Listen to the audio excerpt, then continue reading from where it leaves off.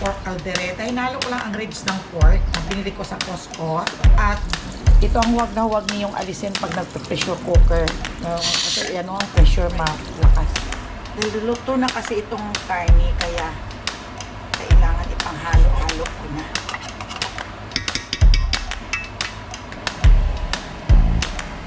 Ito na ang aking pork caldereta at saka beef caldereta. Ang gagawin ko lang ngayon ay ginataang bilog-bilog, my friends.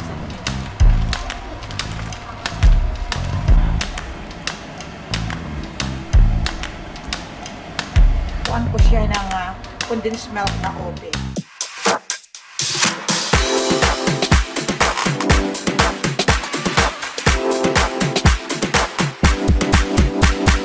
Subscribe na! Patuloy tayo, my friends and friendship, sa aking niluluto. Today is morning. Nagluluto ako ngayon ng tapos na yung aking mga dessert. Ang isa pang hindi ko pa na iluluto, my friends and friendship, ay itong ginataang bilo-bilo.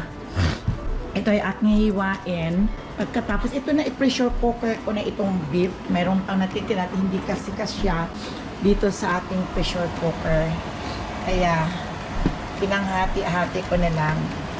At ito naman ang hindi mawawala na request ng mga bata at nasarapan sila noong birthday ni Papa. Ang aking ginawang nilabog na langka. Ang mahal ng langka, my friends and friendship, $3.99 ang isang can. Sinahugan ko lang siya ng hipon at sardines at nilagyan ko ng seasoning na beef broilon. Pinapatuyo ko ng kaunti itong gata na unang ng isang can na pinaluto ko dito at dinudurog ko para masarap siya pagdurog. Ayun. Ganun ako pag nagagawa ng nilabog na langka. Kayo ba, my friends and friendship, sa mga lugar ninyo, nagluluto din ba kayo ng linabog na langka? Ito kasi pwedeng ito lang ang iulam mo, my friends and friendship, pag at gagataan mo. Itong nilabog na langka pag wala kayong ang biling ulam, marami namang mga langka sa mga gilid-gilid, lalo na pag nasa probinsya ka. O diba? Patikman natin ang lasa. Tamang-tama na, my friends, ang timplada. Ito naman ay nire-ready ko na para sa aking pork and beef caldereta. Itong bawang sibuyas, mayroon akong tomato sauce, at ito ang aking igigisa, ang margarine. Mayroon akong garbanzos, may tomato paste, mayroong liver spread, at itong potato. Kaya patuloy pa rin ako sa aking pagluluto. Ito pang hindi ko pa na i-pressure cooker dahil hindi siya kasya. Ito na umalambot na pati ang kanyang buto. Kaya hindi ko naman ito ihahalo lang, pati ang sabaw. Iano ko lang ito, hindi ko muna itatapon. Kasi igigisa ko lang muna itong kanyang pork at saka beef. Grabe, ang lakas ng hangin at ulan sa labas. Ito, kumuha ako ng liliit na itong aking sili na abutan ng winter. Pero okay siya. Hindi to siya mahanghang. Itong pangpabango lang ng niluluto. Kaya kumuha ako. Marami pang bunga. Ang liliit na abutan lang siya ng winter. Late bloomer kasi siya. Okay, at ito ay ihaluan ko mamaya. Gagataan ko na. Ilalagay ko na itong gata at ihalo ko na itong sili.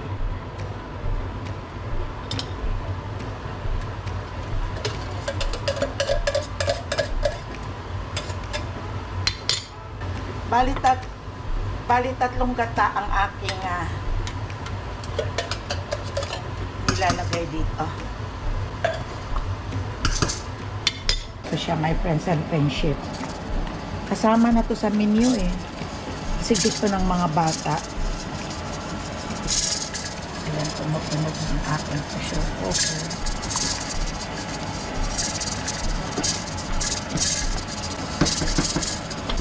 Ito, dami kong lata. Hindi ko siya hinahalo to sa garbage. Dahil recycle yan, siniseparate.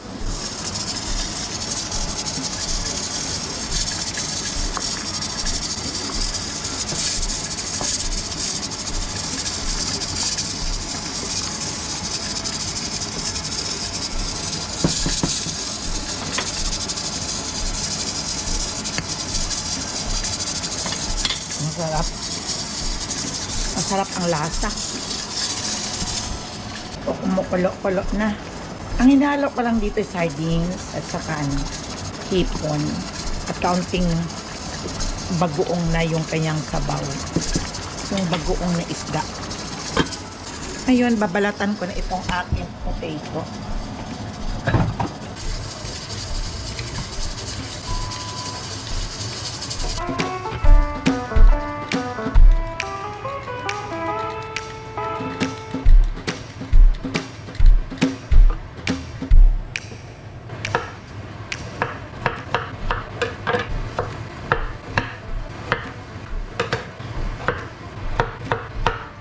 Dati ang asawa ko, si Papa Dudes ang nagluluto. Nakatingin lang ako. Wala akong ginagawa. Lalo na may piyesta noon sa amin. Mag-ati-atihan. Siya ang tagaluto, ako wala. Hindi ako nagluluto dahil hindi ako marunong. Madali lang pala magluto. Madali lang pag-aralan sa sariling isip mo. Ang mga lutong mga madalian na kahit walang school, yung nasa isip mo lang, alam mo naman ang hindi masarap at alam mo naman ang masarap. Kaya nasa sa isip mo ang pagluluto ay talagang masarap ang lulutuin mo. Lalo na kung ang pamilya ang hindi mo sasabihin, hindi ako marunong magluto. No, marunong tayong lahat. Basta alam mo, nasasarap yan at hindi hilaw ang kinakain mo. Bahala ka mag-discarte kung anong timplada ang gusto mo, di ba? Hindi raso yung sabihin mo hindi ka marunong magluto. Marunong. Marunong tayong lahat, o di ba?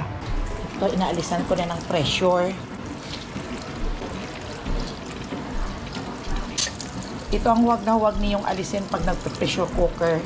Kasi yan ang pressure malakas. Kaya, aron mo ng malamig na tubig. Sumilit na yan, wala nang pressure yan.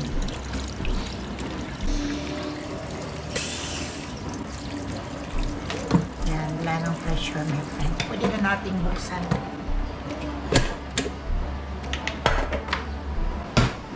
Ang bango. Madami din itong lulutuin ko palang pork caldereta. Hinalo ko lang ang ribs ng pork na binili ko sa Costco. At hinalo ko rin ang beef na binili ko rin sa Costco. Bango.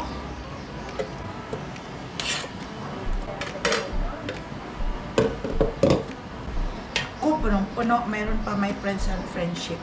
Ito pa, ang huling salang. Hindi ko nalalagyan ng tubig.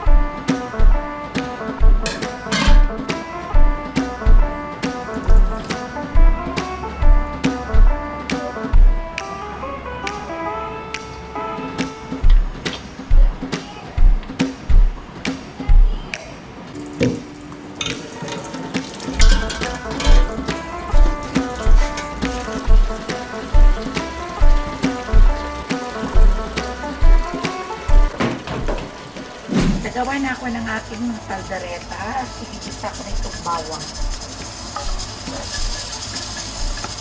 Halo ka naman kasi sibuyas at pag-mix ng dalawa eh.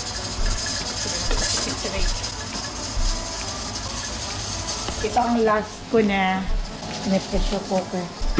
Ito na yung iba. Ito ng patatas. 5 minutes more, i-off ko na.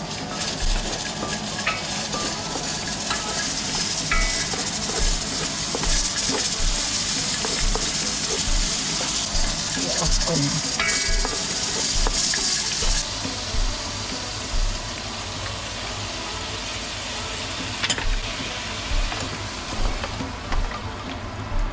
Dami din, no?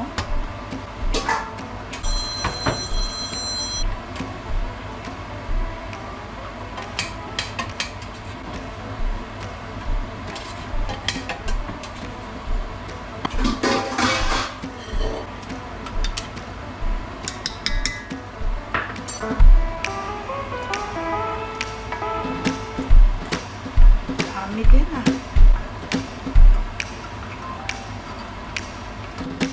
Natanggal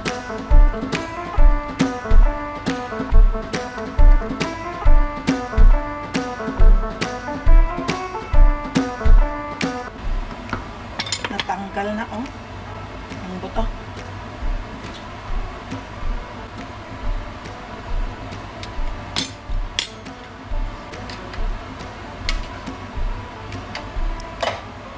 Ilalagay ko na itong liver spread.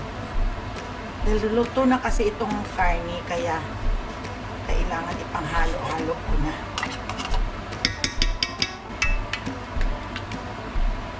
May magtimpla. Titimplahan ko ito mamaya ng maayos kung medyo maghalo na.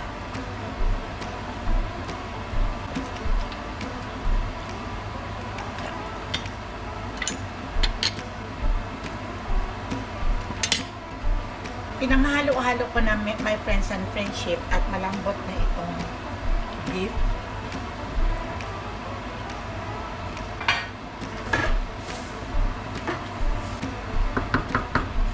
Lagyan natin ng ayaw kong ilagay ang kanyang sabaw na pressure cooker at mataba.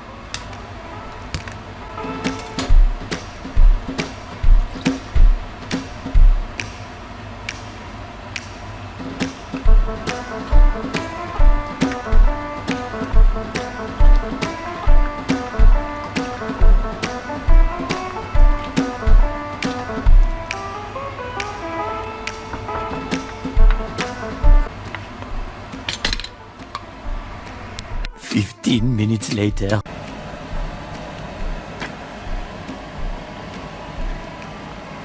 Ito na ang aking pork caldereta at saka beef caldereta. Ang gagawin ko lang ngayon ay ginataang bilo-bilo, my friends and friendship.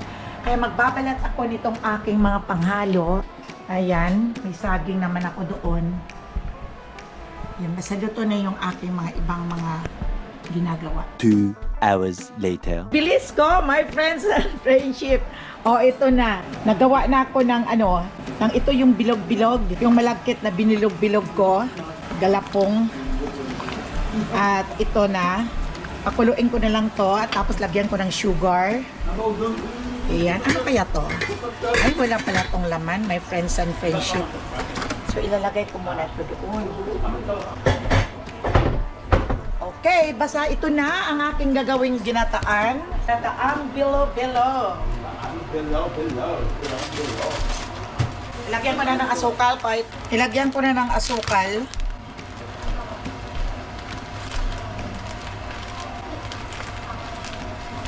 Hindi ko muna lalahatin. At baka tumamis.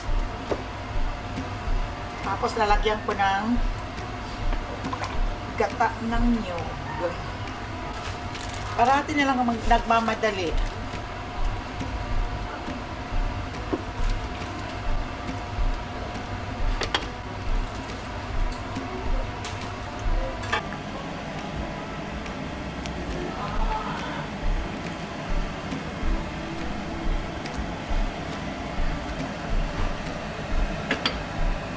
So habang ako ay nag-aantay, ay maghugas muna ako ng mga plate. Oh, mag-ready ka mo.